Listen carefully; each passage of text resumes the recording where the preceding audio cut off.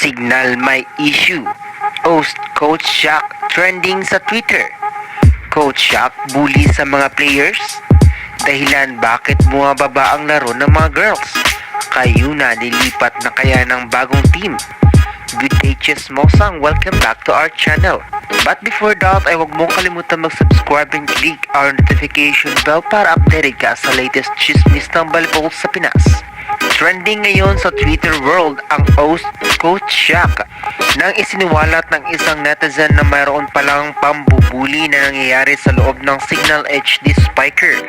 Ayon nga sa mga nakakaalam na binubuli raw ni Coach Shaq ang kanyang mga players dahilan kung bakit nahihirapan mag-perform ang kanyang team this PBL.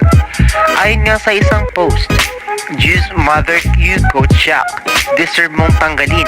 Di bali walang coach Signal. Sa last 2 games nila, wag ka lang mag-coach. The girls doesn't deserve your bullying. MF ka." Dahil rito ay nagsilabasan nga ang mga nandun sa eksena about sa ganitong pangyayari. Hindi nga lubos maisip ng mga fans na sobrang naapektuhan ng mga players sa ganitong eksena. Ayon nga rin sa isang post ng isang fan, so ayun na nga, nagtrending na ang Coach Shaq. Bad trip ang Signal management and players about what happened sa CTC game nila. Even fans are blaming Coach Shaq. Etong si Best ko, di na rin siguro mapigilan ang pinagagawa ni Coach Shaq sa laro nila noong nag-start ang muntik ng sapakan. So dahil rito ay baka magsisilipatan ng mga players sa ibang kupunan. Kung ito man ay totoo, malaking pagsubok na ito para sa HD Spikers dahil isa pa naman sila sa mga bigating team sa PVL. Ang tanong nga ng karamihan na baka aalis ng si Kayuna sa Signal dahil sa pangyayaring ito. Dahil isa pa naman siya sa hindi umalis sa HD Spiker kahit na malaking offer sa kanya ng ibang team sa PVL.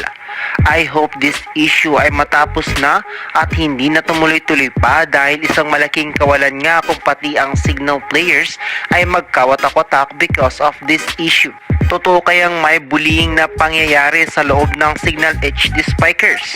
Sa ngayon ay wala pa namang inilabas na pahayag ang management at antayin na lang natin sa mga susunod na araw dahil di naman ito papayagan ng Signal dahil ang pinaka-importante nga ay ang mental health ng kanilang mga players. Mga kachismosang, may alam ka ba sa issue na ito? Check mo na yan sa ating comment section. So hanggang dito na lang muna mga kachismis natin for this video.